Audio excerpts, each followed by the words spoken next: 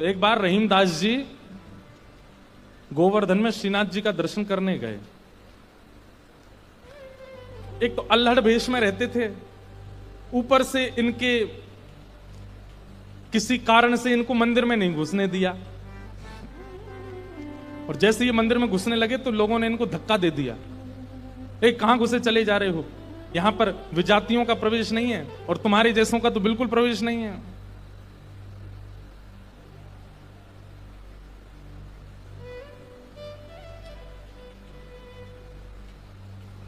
रहीम जी को इतना क्रोध आया, ठाकुर जी को ही सुनाने लगे बाहर बैठ करके। बोले आप कैसे परमात्मा हो, कैसे स्वामी हो, कैसे भगवान हो? इतनी दूर से मैं चल करके आया और आप मुझे दर्शन नहीं दे रहे हो, लोगों के द्वारा मुझे बाहर करवा रहे हो। इतने क्रोध में आ गए श्री रहीम जी। ठाकुर जी भीतर खड़े खड़े उनको पसीना आने लगा, बाहर खड़े खड़े रहीम जी गुस्सा कर रहे हैं। गुसाई जी भोग लेकर के गए, पर्दा जैसे किया, ठाकुर जी बोले हमको नहीं पाना। ठाकुर जी कुछ और बना के ले आऊं, ठाकुर जी बोले हमको वो भी नहीं पाना। गुसाई जी को लगा ठाकुर जी बहुत नाराज हैं, 56 भोग बनाओ। 56 भोग लेकर के गए, ठाकुर जी बोले बिल्कुल नहीं पाना, हमारा मन नहीं है। स्पष्ट ठाकुर जी बता भी नहीं रहे कि बात क्या है, लेकिन जो जो गुसाई जी प्रस्तुत कर रहे हैं सबके लिए मना करते जा रहे, मुझे नहीं पाना। अंत में गुसाई जी ने कहा, बोले जय जय, कोई अपराध बना हमसे? ठाकुर जी मुंह फुला के बैठे हैं, कुछ नहीं बोले। बोले मैं क्यों बताऊं? गुसाई जी समझ गए, बोले कि ओहो कोई अपराध ही बना है। तुरंत सबको बुलाया, बोले भैया आज किसी का अपमान किया, किसी का अपराध किया, कुछ हुआ था क्या दिन भर में? तब द्वारपालों ने बताया, बोले महाराज आज एक आया था, वो विजातीय था, उसके वस्त्र भी अच्छे नहीं थे, वो देखने में भी अजीब सा लगा, हमको लगा मंदिर में जाके उपद्रव करेगा, इसलिए हमने घुसने नहीं दिया, हमने उसको निकाल दिया। गुसाई जी समझ गए, बोले ओहो उसी के लिए ठाकुर जी ऐसे हो रहे हैं। वो निश्चित ही ठाकुर जी का कोई परम भक्त है और उसको ठाकुर जी, वो ठाकुर जी का दर्शन करने नहीं आया था, ठाकुर जी ने उसको देखने के लिए बुलाया था, ठाकुर जी देखना चाहते थे और तुमने उसको यहां से बाहर कर दिया। अब एक काम करो, बोले क्या? सुंदर प्रसाद बनाओ, प्रसाद बना करके सिद्ध करके, वो यहीं कहीं बैठे होंगे, ज्यादा दूर गए नहीं होंगे, उनको लेके आओ। मंदिर में प्रसाद सिद्ध हो रहा था रहीम जी को प्रसन्न करने के लिए, लेकिन ठाकुर जी इतने व्याकुल हो गए, बोले अभी तो चूल्हा जलाएंगे, कढ़ाई धरेंगे, तब कुछ बनाएंगे, तब तक रहीम जी वृंदावन पहुंच जाएंगे। इतने में ठाकुर जी ने क्या किया, ठाकुर जी के सामने जो सोने की थाल में प्रसाद रखा था, ठाकुर जी ने वो थाल उठाया बड़ा सा और अपने कंधे पर रखा, खुद ही चले गए, स्वयं ही चले गए। यहां रहीम जी गोविंद कुंड पर बैठे थे, खूब गुस्सा हो रहे थे, ठाकुर जी को भली बुरी सुना रहे थे। लेकिन जैसे ही देखा गिरिराज पर्वत से उतरते हुए श्याम सुंदर आ रहे हैं, और झांकी कैसी है, कटिकाचनी पहनी है, मोरपिच पहना है, जो स्वरूप ठाकुर जी का ऐसा रहता है, हाथ में वंशी लेकर के, और ठाकुर जी यहाँ कंधे पर विशाल थाल लेकर के ऐसे उसको संभालते हुए ठाकुर जी आ रहे हैं। आहा, रहीम जी के लिए रहीम दास जी ने उसी समय ठाकुर जी की छवि का वर्णन किया, बहुत सुंदर। क्या वर्णन करते हैं, कैसे लग रहे हैं श्याम सुंदर? आहा, काछे काछिनी कलित मुरली कर, पीत पिछोरी साल की, बंक तिलक के सर को कीन्हो, दुति मानो विदुबाल की, ओ छवि आवन मोहन लाल की, छवि आवन मोहन लाल की, छवि आवन मोहन लाल की, छवि आवन मोहन लाल की।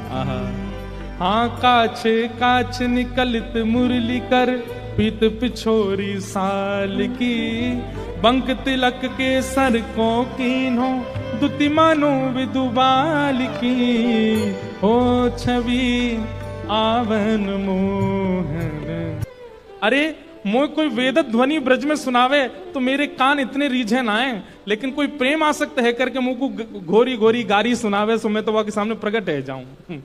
वाह, हो छवि आवन मोहन लाल की छवि आवन मोहन आहा। लाल। और थाल सामने रख करके ठाकुर जी वहां से अंतर ध्यान हो गए।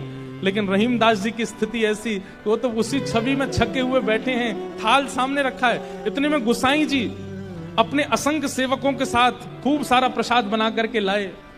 रहीम जी के पास जैसे ही पहुंचे तो देखें यहाँ तो पहले से ही थाल रखी, और ये वो थाल है जो श्री जी बाबा की है, श्रीनाथ जी की है। नेत्र बंद हैं और एक कोई सामग्री लेकर के प्रेम से रहीम जी पा रहे हैं। गुसाई जी बोले, रहीम जी ये थाल आपके पास आई कैसे? आहा। बिसरत नाही सखी मोमन सो चितवन बैन विशाल की। बैन मतलब, बैन कहीं कहीं ये अधर का जो अंतिम छोड़ होता है इसको बैन कहते हैं। ठाकुर जी के ये कैसे बोले, इतने मधुर हैं कि जब ये ठाकुर जी मुस्काते हैं ना तो वो जो अंतिम छोड़ है वो इतना प्रिय लगता है ठाकुर जी के मुखमंडल का कि वो मेरे नेत्रों से जा नहीं रहा है। विसरत नाही सखी मोमन सो चितवन बैन विशाल की। नीकी हसन अधर सधरन छवि छवि सुमन गुलाब की। ओ छवि आवन मोहन लाल की। छवि आवन मोहन लाल की। और जल सो डार दियो पुत्रिन पे डोलन मुक्ता माल की। जल सो डार दियो पुत्रिन पे डोलन मुक्ता माल।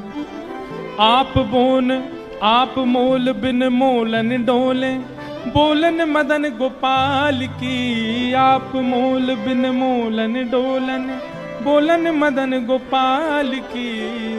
हे छवि आवन मोहन लाल की। छवि आवन मोहन लाल की। आहा।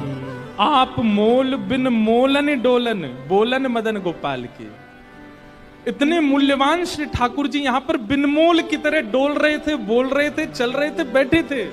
गुसाई जी को बता रहे हैं रहीम जी, इतने मूल्यवान ठाकुर जी यहाँ पर बोल रहे थे, डोल रहे। देखो वो चरण चिन्ह दिख रहे हैं, यहाँ देखो, यहाँ से चंदन की सुगंधी आ रही, यहाँ बैठ गए थे आके और ऐसे मधुर स्वर बोल रहे थे कि अब मैं किसी और को सुनना नहीं चाहता उनके आगे।